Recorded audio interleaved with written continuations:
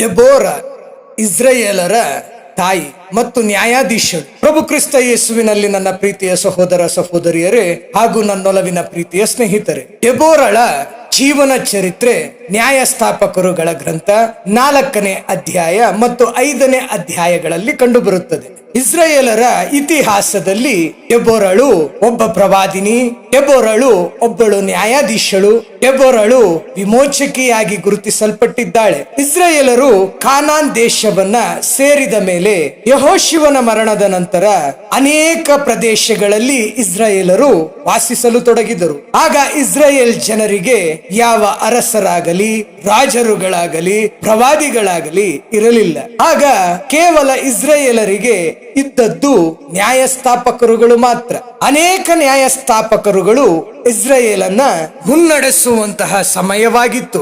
ಆಗ ಯಹೂದನು ಎಂಬ ನ್ಯಾಯಸ್ಥಾಪಕನ ಮರಣದ ನಂತರ ಇಸ್ರಾಯೇಲ್ ಜನರು ಕಾನಾನ್ಯರ ದೇವರನ್ನ ಆರಾಧಿಸಲು, ಪೂಜಿಸಲು ಪ್ರಾರಂಭಿಸಿದರು. ಅವರ ದೇವರುಗಳನ್ನ ಅವಲಂಬಿಸಿದರು. ಆಗ ದೇವರಾದಂತ ಸ್ವಾಮಿ ಸರ್ವೇಶ್ವರನಾದಂತ ಯಾವೆ ಯೆಹೋವ ಸ್ವರ್ಗೀಯ ತಂದೆ ದೇವರು ಕೋಪಗೊಂಡು ಇಸ್ರಾಯೇಲರನ್ನ 20 ವರ್ಷಗಳ ಕಾಲ ಕಾನಾನ್ಯರ ಅರಸನಾದ ಯೂಬೇನನಿಗೂ ಮತ್ತು ಆತನ ಸೇನಾಧಿಪತಿಯಾದಂತಹ ಸೀಸರನಿಗೂ 20 ವರ್ಷಗಳ ಕಾಲ ಇಸ್ರಾಯೇಲರನ್ನ ಒಪ್ಪಿಸಿದರು. ಅವರಿಬ್ಬರು ದೇವ ಜನಾಂಗವಾದಂತ ಇಸ್ರಾಯೇಲರನ್ನ ಬಹಳ ಕ್ರೂರವಾಗಿ ನಡೆಸಿಕೊಂಡರು. ಅನೇಕ ಕಷ್ಟಗಳನ್ನ, ಅನೇಕ ಉಪದ್ರವಗಳನ್ನ ಇಸ್ರಾಯೇಲರಿಗೆ ಕೊಟ್ಟರು. ಅದರ ನಿಮಿತ್ತ ಇಸ್ರಾಯೇಲ್ ಜನರು ಕಷ್ಟ ತಾಳಲಾರದೆ ದೇವರಾದಂತ ಯಾವೆ ಯೆಹೋವ ಸ್ವಾಮಿ ಸರ್ವೇಶ್ವರನಾದಂತ ತಂದೆ ದೇವರಿಗೆ ಬಹಳ ದುಃಖದಿಂದ, ಕಣ್ಣೀರಿನಿಂದ ಮನನೊಂದು ದೇವರ ಕಡೆಗೆ ಮರಳಿ ಬಂದು ದೇವರಿಗೆ ಮೊರೆಯಿಟ್ಟು ಪ್ರಾರ್ಥಿಸಿದಾಗ ದೇವರು ಅವರಿಗೆ ಬಿಡುಗಡೆ ನೀಡುವ ಸಲುವಾಗಿ ಇಸ್ರಾಯೇಲರನ್ನ ಕಾನಾನ್ಯರ ಅರಸನು ಮತ್ತು ಅವನ ಸೇನಾಧಿಪತಿಯಾದಂತಹ ಸೀಸರನ ಕೈಯಿಂದ ಬಿಡಿಸಲು ಒಬ್ಬ ಸ್ತ್ರೀಯನ್ನ ನೇಮಿಸಿದರು. ಆಕೆಯನ್ನ ಒಬ್ಬ ನ್ಯಾಯಾಧಿಪತಿಯಾಗಿ ಮತ್ತು ಒಬ್ಬ ಪ್ರವಾದಿನಿಯಾಗಿ ದೇವರು ನೇಮಿಸಿದರು. ಆಕೆಯ ಹೆಸರೇ ಡೆಬೋರಾ. ಡೆಬೋರಾ ಎಂದರೆ ಹಿಬ್ರು ಭಾಷೆಯಲ್ಲಿ ಜೇನುನೊಣ ಎಂದರ್ಥ. ಈ ಜೇನುನೊಣ ಶ್ರಮಜೀವಿ, ಸಂಘಟಿತ ಜೀವಿ ಮತ್ತು ಸಮಾಜಕ್ಕೆ ಸಿಹಿಯನ್ನ ನೀಡುವ ಗುಣವನ್ನ ಸೂಚಿಸುವಂತಹ ಜೀವಿ. ಡೆಬೋರಳು ಲಿಪಿದೂತನ ಹೆಂಡತಿ. ಡೆಬೋರಳು ಎಫ್ರಾಯಿಂ ಗುಡ್ಡಗಾಡಿನ ರಾಮ್ ಮತ್ತು ಬೇತಲ್ ನಡುವಿನ ಒಂದು ಖರ್ಜೂರದ ಮರದ ಕೆಳಗೆ ಕುಳಿತುಕೊಳ್ಳುತ್ತಿದ್ದಳು. ಇಸ್ರಾಯೇಲ್ ಜನರು ತಮ್ಮ ಸಮಸ್ಯೆಗಳನ್ನ ಬಗೆಹರಿಸಿಕೊಳ್ಳಲು ಮತ್ತು ದೈವಿಕ ಜ್ಞಾನದ ಮಾತುಗಳನ್ನ ಕೇಳಲು ಆಕೆಯ ಬಳಿಗೆ ಬರುತ್ತಿದ್ದರು. ಆಕೆಯನ್ನ ಇಸ್ರಾಯೇಲಿನ ತಾಯಿ ಎಂದು ಕರೆಯಲಾಗುತ್ತಿತ್ತು. ನ್ಯಾಯಸ್ಥಾಪಕರುಗಳ ಗ್ರಂಥ 5ನೇ ಅಧ್ಯಾಯ 7ನೇ ವಾಕ್ಯದಲ್ಲಿ ಈ ವಿವರಣೆಯನ್ನ ನಾವು ನೋಡುತ್ತೇವೆ. ದೇವರಿಂದ ಸಂದೇಶವನ್ನ ಪಡೆದಂತ ಡೆಬೋರಳು ಬರಾಕನನ್ನ ಕರೆಸಿದಳು. ಬರಾಕನು ಎಂದರೆ ಮಿಂಚು ಎಂದರ್ಥ. ಬರಾಕನು ಕೇವಲ ಯುದ್ಧ ನಾಯಕ ಮಾತ್ರವಲ್ಲ.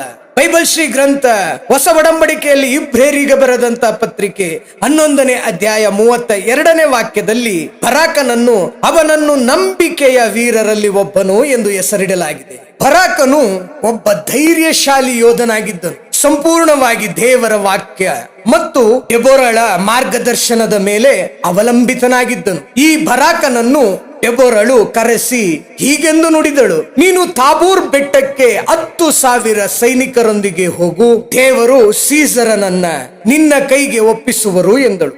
ಆದರೆ ಬರಾಕನು ಹೆದರಿ, ನೀನು ನನ್ನ ಜೊತೆಗೆ ಬರುವುದಾದರೆ ಮಾತ್ರ ನಾನು ಹೋಗುತ್ತೇನೆ ಎಂದು ಷರತ್ತನ್ನ ಹಾಕಿದನು. ಆಗ ಡೆಬೋರಳು ಧೈರ್ಯವಾಗಿ ಅವನ ಜೊತೆ ಹೋಗಲು ಒಪ್ಪಿದಳು.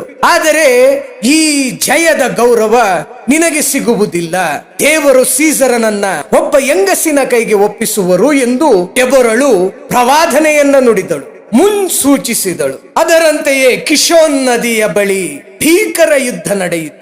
ಸೀಸರನ 900 ಕಬ್ಬಿಣದ ರಥಗಳು ಸೈನ್ಯವನ್ನ ಎದುರಿಸಿ ದೇವರ ಸಹಾಯದಿಂದ ಅದ್ಭುತವಾದ ಜಯವನ್ನ ಬರಾಕನು ಸಾಧಿಸಿದನು. ಯುದ್ಧದಲ್ಲಿ ಜಯ ಗಳಿಸಿದ ನಂತರ ಡೆಬೋರಳು ಮತ್ತು ಬರಾಕನು ಸೇರಿ ದೇವರನ್ನ ಸ್ತುತಿಸಿದರು. ನ್ಯಾಯಾಧಿಪತಿಗಳ ಗ್ರಂಥ 5ನೇ ಅಧ್ಯಾಯದಲ್ಲಿ ಡೆಬೋರಳ ಗೀತೆ ನಾವು ಕಾಣಬಹುದು. ಡೆಬೋರಳ ನಾಯಕತ್ವದ ನಂತರ ದೇಶದಲ್ಲಿ 40 ವರ್ಷಗಳ ಕಾಲ ಇಸ್ರಾಯೇಲರು ಶಾಂತಿಯಿಂದ ಜೀವಿಸಿದರು. ಡೆಬೋರಳ ಕಥೆಯು ದೇವರು ತನ್ನ ಜನರ ಒಳಿತಿಗಾಗಿ ತನ್ನ ಉದ್ದೇಶಗಳ ಅನುಗುಣವಾಗಿ ಜನರನ್ನ ಸಜ್ಜುಗೊಳಿಸುತ್ತಾರೆ ಮತ್ತು ಬಳಸಿಕೊಳ್ಳುತ್ತಾರೆ ಎಂಬುದನ್ನ ತೋರಿಸುತ್ತದೆ. ಜಯವು ಮಾನವ ಬಲದಿಂದ ಬಂದದ್ದಲ್ಲ, ಬದಲಿಗೆ ತನ್ನ ಜನರನ್ನ ರಕ್ಷಿಸುವ ಕರ್ತನಿಂದಲೇ ಬಂದಿತು. ಡೆಬೋರಾ ಆಕೆಯ ಧೈರ್ಯ ಪುರುಷರೇ ಯುದ್ಧಕ್ಕೆ ಎದುರುತ್ತಿದ್ದಂತ ಕಾಲದಲ್ಲಿ ಆಕೆ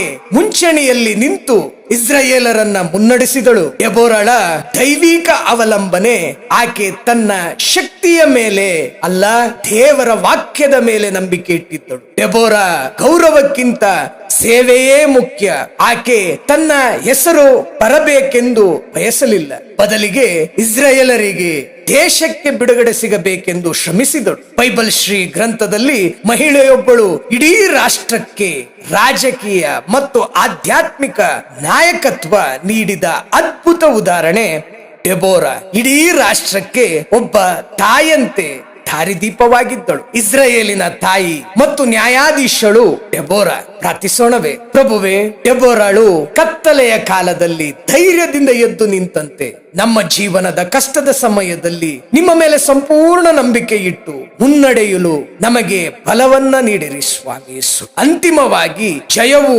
ನಿಮ್ಮಿಂದಲೇ, ದೇವರಿಂದಲೇ ಬರುತ್ತದೆ ಎಂಬ ಸತ್ಯವನ್ನ ನಾವು ಮರೆಯದಂತೆ ನಮ್ಮನ್ನ ಸದಾ ಕಾಪಾಡಿ ನಾವು ಜೀವನದಲ್ಲಿ ಎದುರಿಸುವ ಪ್ರತಿ ಒಂದು ಸವಾಲಿನಲ್ಲಿ ನಿಮ್ಮ ಮಹಿಮೆಯು ವ್ಯಕ್ತವಾಗಲಿ. ನಮ್ಮೆಲ್ಲ ಪ್ರಾರ್ಥನೆಯನ್ನ ನಜರೇತಿನ ಯೇಸು ಸ್ವಾಮಿಯ ಅತಿ ಪರಿಶುದ್ಧ ಉನ್ನತ ನಾಮದಲ್ಲಿ ಪ್ರಾರ್ಥಿಸಿಕೊಳ್ಳುತ್ತಿದ್ದೇವೆ. ನಿತ್ಯಕ್ಕೂ ಸದಾ ಜೀವಿಸುವಂತ ದೇವರೇ, ಆಮೆನ್. ಕರ್ತನಾದ ಯೇಸು ಕ್ರಿಸ್ತನಲ್ಲಿ ನನ್ನೊಲವಿನ ಪ್ರೀತಿಯ ಸಹೋದರ ಸಹೋದರಿಯರೇ ಹಾಗೂ ನನ್ನೊಲವಿನ ಪ್ರೀತಿಯ ಸ್ನೇಹಿತರೆ, ಇಸ್ರಾಯೇಲಿನ ತಾಯಿ ಮತ್ತು ನ್ಯಾಯಾಧೀಶಳು ವಿಮೋಚಕಳಾದಂತಹ ಡೆಬೋರಾ ಜೀವನ ಚರಿತ್ರೆಯನ್ನ ಇಷ್ಟು ಸುದೀರ್ಘ ಅವಧಿ ಕೇಳಿಸಿಕೊಂಡಂತ ತಮ್ಮೆಲ್ಲರಿಗೂ ದಯಾಪರನಾದಂತ ದೇವರು ಜಯವನ್ನ ಮಂಗಳವನ್ನ ನೀಡಲಿ ಎಂಬುದಾಗಿ ಬೇಡಿಕೊಳ್ಳುತ್ತೇನೆ.